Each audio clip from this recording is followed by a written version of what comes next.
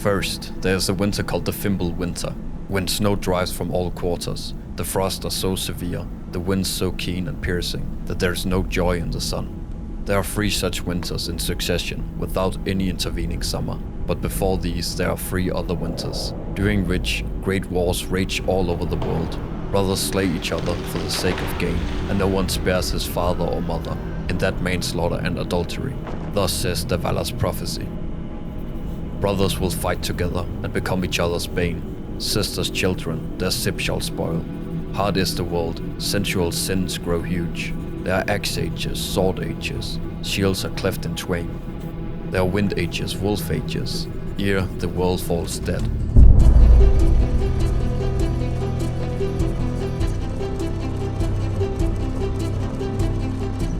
Norse mythology was transmitted orally throughout hundreds if not thousands of years.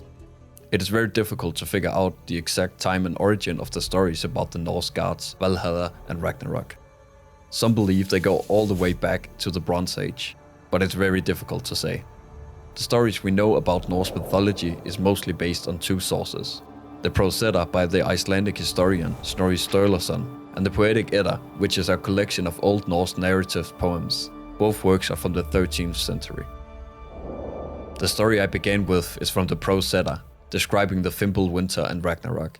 Ragnarok is Old Norse for doom of the gods or twilight of the gods.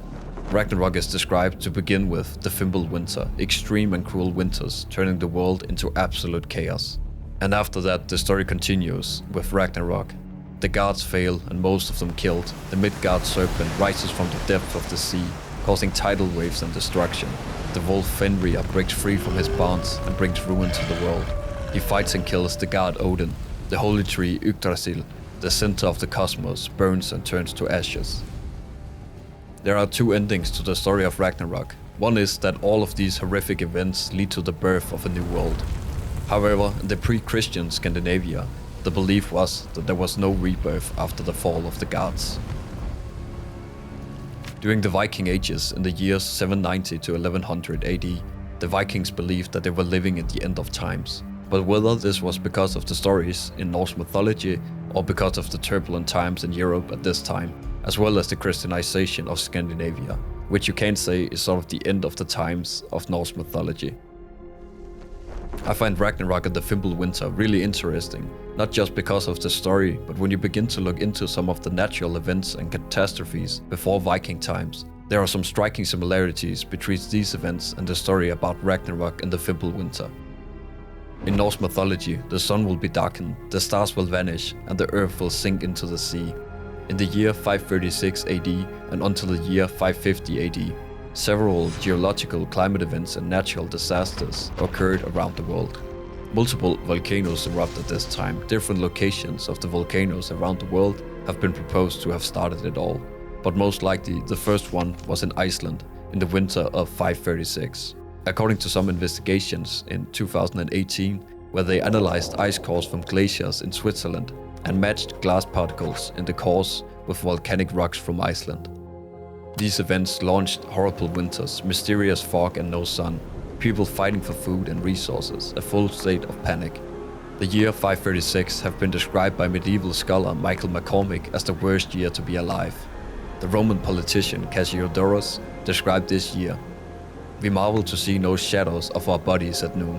The sun had a bluish color, the moon had lost its luster, and the season seems to be all jumbled together. A ton of literature from this time period describes the same. The sun was blurry, the harvest and crops failed, and people starving. Irish literature reports of famine, and Chinese literature describes snow in the middle of the summer. The Chinese tried to predict the future by looking at the constellations in the sky, but in 536 the stars were gone. There was a fog over the stars. The cold supposedly lasted 3 years in Ireland, but up to 10 years in Scandinavia, resulting in the crops failing and leading to famine. Some of these descriptions sound to me a lot like the stories of Ragnarok. Further evidence of the temperature falling drastically can be seen when you look at the growth of trees in this period.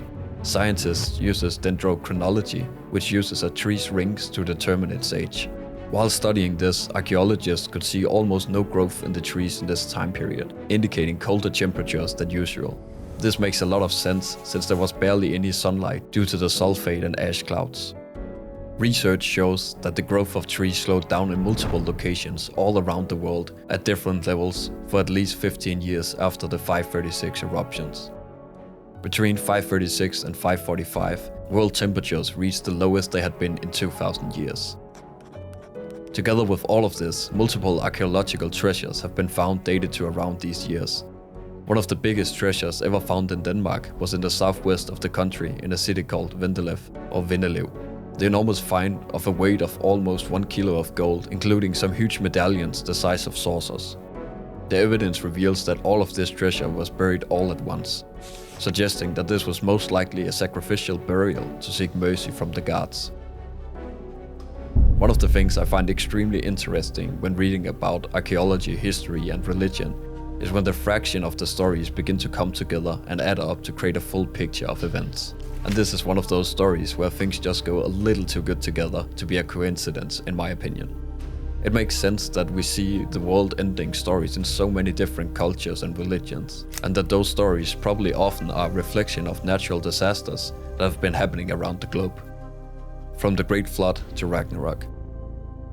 It always amazes me reading about these stories and how fragile the human race is. So much is out of our control, and the planet's natural disasters can have devastating consequences that lead to fall of civilizations and the birth of religions.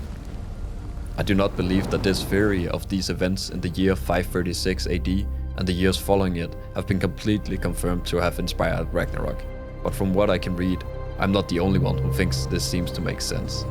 What do you think?